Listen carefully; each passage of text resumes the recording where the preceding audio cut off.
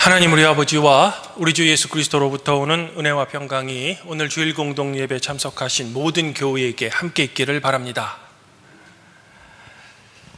성도 여러분, 세계 문학 선집 중에는 오헨리 단편선이라는 책이 있습니다. 모파상 그리고 안톤 체홉과 더불어 세계 3대 단편소설 작가로 평가받는 미국의 오헨리의 여러 단편소설을 이제 함께 묶은 일종의 선집이죠. 아마도 성도 여러분들은 지금 오헨리의 작품 중에서 크리스마스 선물이나 마지막 잎새 등이 생각이 나실 것도 같습니다. 그런데 오늘 복음서 말씀인 이 마태복음 18장 1절부터 20절까지의 말씀은 이 오헨리 단편선과 같이 그 내용 면에서는 한 가지 주제가 아닌 여러 가지 주제들의 말씀이 함께 섞여 있다라는 겁니다. 일종의 선집과도 같은 그런 말씀이라는 거죠. 성도 여러분들의 이해를 돕기 위해 오늘 말씀을 제가 한번 주제별로 서로 구분해 보면, 첫 번째 이야기는 천국에서 누가 더 큰 사람인가를 두고 제자들이 서로 싸우자 이를 두고 예수님께서는 어린아이 같이 자기를 낮추는 사람이 천국에서는 큰 사람이다 라고 권면하시는 그런 이야기입니다. 두 번째 이야기는 다른 사람들을 시험 들게 하는 행동에 대한 주님의 경고입니다. 세 번째 이야기는 양 100마리 중에서 잃어버린 양 한 마리의 중요성. 네 번째 이야기는 공동체 내에서 잘못한 형제를 과연 우리가 어떻게 훈계하는가에 대한 예수님의 권면의 이야기죠. 그리고 마지막 19절부터 20절의 아주 짧은 두 절의 말씀은 일정의 교훈과도 같은 그런 말씀이라는 겁니다. 이처럼 우리가 오늘 말씀을 언뜻 보기에는 한 가지 주제로 설교하기 조금 어려워 보이는 그런 말씀들이라는 겁니다. 오히려 그 주제별로 또는 이야기별로 짧게 끊어서 각각을 이제 주제 설교하는 것이 더 좋아 보인다라는 겁니다. 마치 단편 선집을 이야기마다 우리가 구분해서 읽은 후에 각각을 감상하는 것처럼 말입니다. 하지만 저는 오늘 말씀 전체, 즉 마태복음 18장 1절부터 20절을 저의 설교 본문으로 다루고자 합니다. 그 이유는 오늘 말씀이 제가 방금 소개한 대로 여러 가지 짧은 주제들이 모여진 일종의 선집처럼 보여지기는 하지만, 가만히 그 내용을 우리가 깊이 묵상하다 보면 한 가지 주제로 이 전체를 엮을 수 있기 때문입니다.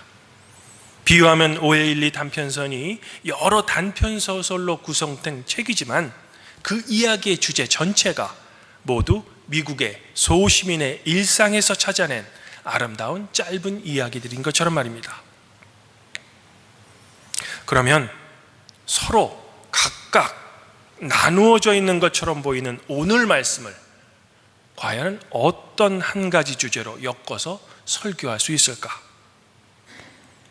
저는 그 한 가지 주제를 19절에 진실로 다시 너희에게 이르노니 너희 중에 두 사람이 땅에서 합심하여 무엇이든지 구하면 하늘에 계신 내 아버지께서 그들을 위하여 이루게 하시리라는 이 19절의 주님의 말씀에서 한 가지 주제를 좀 찾아보고자 합니다. 특별히 합심하여 무엇이든지 구하면 이라는 말씀에 저의 설교의 초점을 좀 맞춰보고자 하는 겁니다.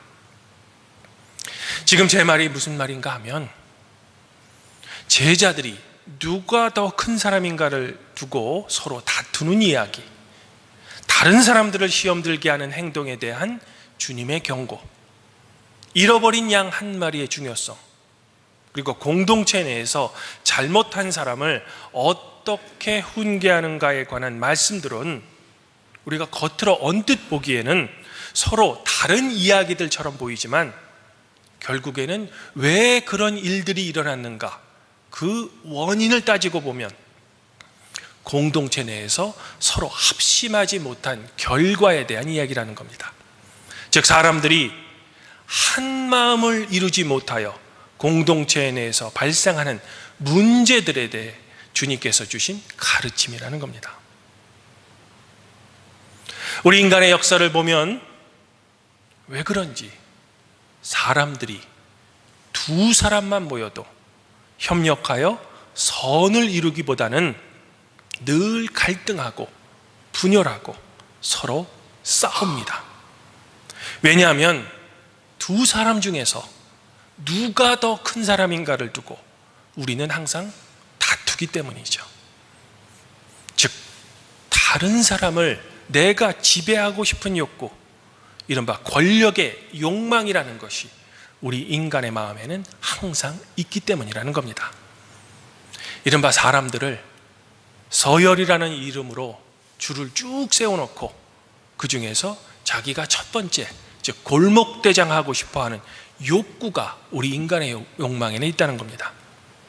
더불어 내가 그래도 다른 사람보다는 좀 잘난 사람이라는 것을 어떻게 하든 증명하고 싶어하는 열등감이 우리 안에 있기 때문이라는 겁니다. 그런데 이렇게 서로 싸우다 보면 다른 사람을 이른바 내 편으로 만들기 위해서 그들을 충동질하거나 공동체 내에서 갈등을 일으킴으로써 결과적으로는 나를 포함한 공동체 모두가 실족하게 된다는 겁니다. 더욱이 이보다 더 안타까운 점은 우리 인간의 사회에서는 서로 이렇게 내 편이냐 아니면 네 편이냐를 두고 싸우다 보면 항상 엉뚱한 제3의 피해자들이 나온다는 겁니다. 특별히 사회적으로 가진 것이 없거나 다투는 그 두 그룹 사이의 싸움과는 전혀 상관이 없는 주변 사람들이 오히려 이 두 그룹 모두에게 소외당하거나 공동의 적으로 몰려 희생당하는 경우가 우리 사회는 아주 빈번하게 발생한다는 겁니다. 우리 인간의 역사가 이를 아주 증명한다라는 겁니다. 아마도 주님께서는 이런 두 그룹 사이에서 싸우다가 피해보는 사람들을 오늘 말씀에서 작은 자 또는 100마리 양 중에 잃어버린 양 한 마리라고 표현하시는 것 같습니다. 하지만 예수님께서는 이런 작은 자를 절대로 업신여기지 말 것을 우리에게 강력하게 경고하시죠. 그러시면서 하신 말씀이 이 작은 자가 오히려 하늘에 계신 아버지의 얼굴을 항상 볼 수 있다라는 겁니다. 우리로서는 상당히 의외의 말씀입니다. 왜냐하면 우리 인간 사회에서는 큰 자, 이른바 사회에서 큰 영향력이 있는 사람이 되고자 두 사람 중에서도 싸우는 겁니다. 즉 내가 큰 자가 되어야만 권력이나 돈을 내 손에 쥐울 수 있고 그래야만 또 성공했다고 주변 사람들에게 인정받을 수 있기 때문이죠. 또한 그것이 나의 안에 있는 열등감을 감출 수 있는 방법이기도 한 겁니다.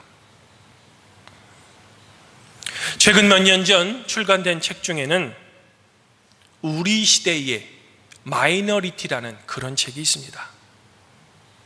이 책을 읽다 보면 우리 한국 사회에서 유독 힘들게 살아가는 소수자들이 고백하는 사회적 차별 이야기가 낱낱이 고발되어 있습니다. 여기서 소수자란 우리가 보통 떠올리는 성소수자 외에도 오른손잡이가 아닌 왼손잡이의 이야기들, 검정고시를 본 사람들의 이야기, 발달장애인의 가족 이야기, 책을 잘 읽지 못하는 난독증 환자들의 이야기, 자살 유가족들의 이야기, 생명이나 색각 이상자들이 사회를 살며 겪는 아픔의 이야기들이 포함되어 있는 겁니다. 이른바 그 개념도 모호한 사회적 정상이라는 기준에서 제외된 사람들이 사회적 차별과 따가운 다른 사람의 시선 속에 살아갈 수밖에 없는 아픈 이야기들이 이 책에는 그려져 있는 겁니다. 절대로 사회적 다수가 될 수 없는 사람들의 이야기입니다. 비주류의 이야기죠.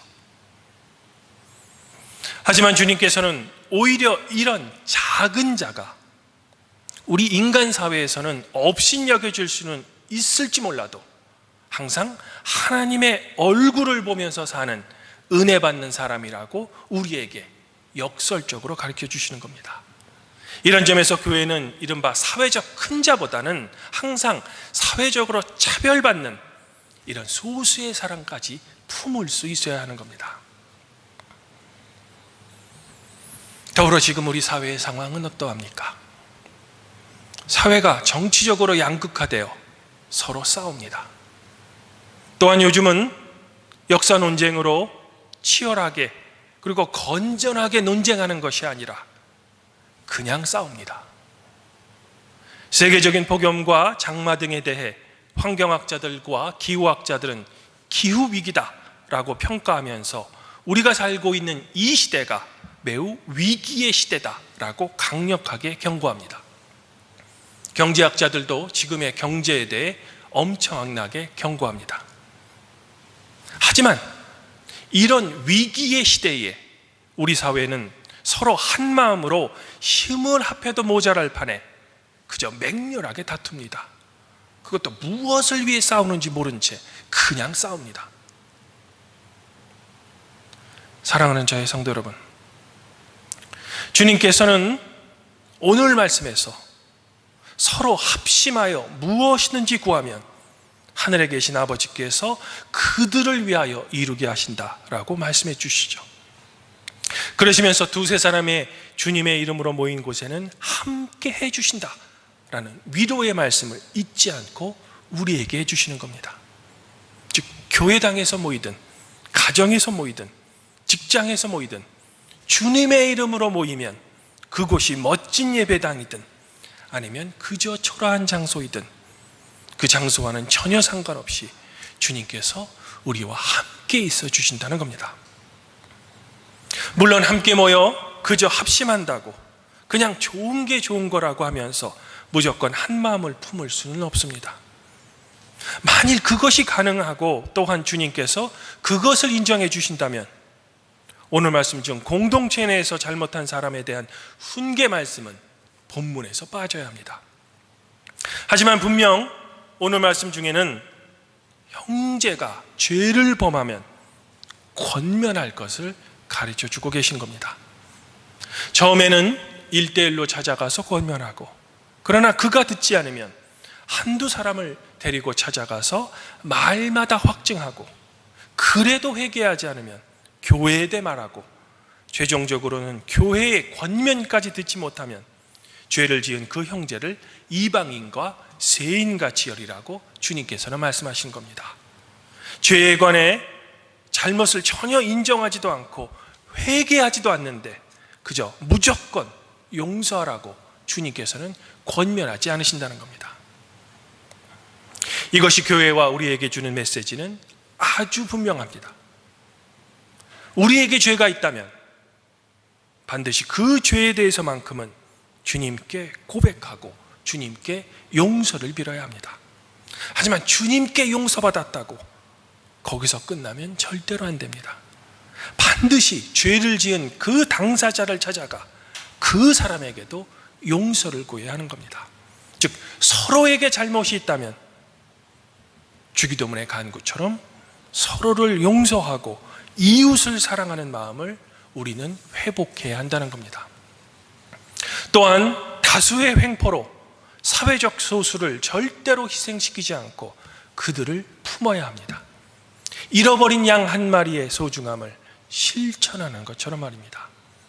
바로 이러한 마음이 올바르게 합심하는 마음이며, 그러한 마음으로 우리가 주님께 온전히 기도해야만 그 기도에 주님께서는 이루어 주신다라는 겁니다. 주님 안에서 한 형제자매인 발복교회 성도들, 특별히 주님께서는 19절의 말씀에서 두 사람이 땅에서 합심하여 무엇이든지 구하면 이라고 한 사람이 아닌 두 사람이라고 꼭 집어 말씀하십니다. 즉 오늘 말씀은 우리 개인의 간구나 기도가 아닌 두 사람 이상, 즉 공동체의 기도에 대해서 말씀하고 계신 겁니다. 이런 의미에서 우리는 주일 공동예배 때마다 드리는 교회의 기도, 또는 주일 공동예배 때마다 드리는 대표 기도에 대해서도 다시 한번 깊게 숙고해 봐야 할 겁니다. 교회는 더 이상 세상과 그저 동떨어진 채 우리 교회만을 위한 기도, 나에게 복 달라고 하나님께 소리치는 기도를 이제는 멈추고 세상을 향한 기도, 주님께서 창조하신 이 지구의 환경을 보호하는 기도, 서로의 다툼을 멈추고 화합하는 평화의 기도, 그리고 이 사회에 소외된 작은 자들을 위한 기도를 교회는 해야만 할 겁니다. 그리고 바로 그런 합심된 기도에 주님께서는 반드시 응답해 주시겠다고 우리에게 약속하고 계시는 겁니다. 그러므로 아무쪼록 이제는 제발 누가 더 큰 사람인가에 관한 싸움을 멈추고 또 다른 사람을 실족하게 하기보다는 서로 다름을 인정하고 서로 포용하며 사회에 잃어버린 양 같은 소외된 사람을 품어주며 합심하여 기도하는 우리 사회와 팔복교회 성도 여러분들이 되길 저는 지금 간절히 소망해 보고 싶은 겁니다. 우리가 바로 그러할 때 주님께서 두세 사람이 내 이름으로 모인 곳에는 함께해 주시겠다는 주님의 사랑의 속삭임처럼 그 사랑의 주님께서는 우리 팔복교회뿐만 아니라 모든 성도에게도 반드시 함께해 주실 것입니다. 오늘 시편 기자는 이런 사랑의 하나님을 이렇게 노래합니다. 주는 나의 은신처시요 환난에서 나를 보호하시고 구원의 노래로 나를 두르십니다. 우리를 분노케 하는 이 세상의 엄청난 악과 도저히 참을 수 없는 이 세상의 부조리에 대해서 낙심하는 우리 모든 성도에게 성삼위 하나님의 놀라운 격려와 그분의 위로가 항상 함께 있기를 성부와 성령과 함께 늘 우리를 사랑하시고 격려하시는 성자 우리 주 예수 그리스도 이름으로 간절히 축원드립니다. 그리하면 모든 지각 위에 뛰어나신 하나님의 평강이 그리스도 예수 안에서 성도 여러분들의 마음과 생각을 지켜주실 것입니다.